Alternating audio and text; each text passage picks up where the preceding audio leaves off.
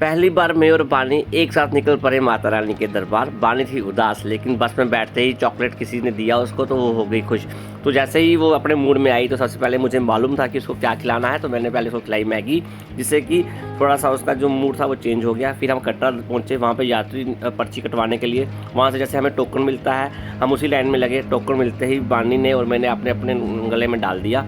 फिर वहाँ से मैंने ले लिया ऑटो, क्योंकि मुझे मालूम था बानी जो है चल तो सकती नहीं है। तो ऑटो में लेके मैं उसको आगे चल पड़ा फ्रिस्किंग पॉइंट तक, क्योंकि जैसे मुझे अंदाज़ा था कि बानी को अगर मैं लेके जा रहा हूँ तो कहीं ना कहीं मुझे मैनेज करना पड़ेगा, और साथ में बानी की नौटंकी भी शुरू हो जाती है। तो वैसे ही हम फिशिंग पॉइंट पहुँचते हैं, वहाँ से क्रॉस करते हैं फिशिंग पॉइंट को। तो मुझे पता है आगे थोड़ा सा चलना पड़ेगा। तो उसके बाद बानी की थोड़ी सी हालत देखी मैंने कि वो चल बिल्कुल भी नहीं पाएगी, तो मैंने वहाँ से घोड़ा ले लिया।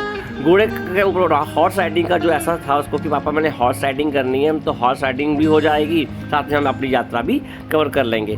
तो चरण पादुका के दर्शन करते ही बानी और मैं चल पड़े घोड़े पे हॉर्स राइडिंग करते हुए अर्धकुंवारी तक, क्योंकि मैंने पहले से ही प्लान बना रखा था कि अगर मैं बानी को लेके जाऊंगा तो कहीं ना कहीं वो चल तो पाएगी नहीं। तो हर मोड़ पे ऐसी मतलब फैसिलिटीज़ जिसमें मैं भी टायर्ड ना रहूं और बानी भी टायर्ड ना हो। लेकिन यूं ही मैं अर्धकुंवारी पहुंचता हूं तो वहां देखता हूं कि बहुत सी लाइन लगी हुई है, और मैक्सिमम जो है ऑनलाइन टिकट्स मिलती हैं। तो हम मैनुअल टिकट्स जो है उसके लिए लाइन पे लगे। ऑलमोस्ट मुझे 3 घंटे का वेट करने के बाद गाड़ी मिल जाती है। तो वहाँ से जो बैटरी कार मिलती है वो सीधा हमें दरबार लेके जाती है। बानी भी खुश थी और मैं भी खुश था बहुत ज़्यादा, क्योंकि पहला एक्सपीरियंस था मेरा और बानी का। और बानी बीच में सो भी गई मेरी गोदी में, उसको देख के मैं भी थोड़ा टायर्ड सा हो गया था और मेरे को भी नींद सी आने लग गई। और अचानक ही मेरी नज़र पड़ती है सामने एक रोशनी पे, जो कि माता के भवन की थी। तो एक्साइटमेंट दोबारा आ जाती है। तो बस फिर क्या था, हम जल्दी से सोच रहे थे कि जल्दी से वहाँ पहुँचे, दर्शन करें, और वापस जो है मुझे बैटरी कार लेनी थी, क्योंकि रात को भैरव बाबा में जा नहीं सकता था। तो बानी जो है चल नहीं पाती, या रात को जो रोपवे है वो चलता नहीं है वहाँ पे। यूँ ही वहाँ पहुँचते हैं सबसे पहले उसकी मम्मा ने मुझे बोला था कि इसको दूध पिला देना, तो मैं बॉटल लेके आया था, उसको दूध पिलाया। दूध पीने के बाद मैंने खुद अपनी पेट पूजा की। पेट पूजा करने के बाद फिर हम जो थे माता के दरबार की ओर चल पड़े। तो मुझे जैसे मालूम था कि सर्दी का टाइम है, तो जो जो चीज़ें मुझे चाहिए थी बानी के लिए वो साथ सब मैं लेके आया था।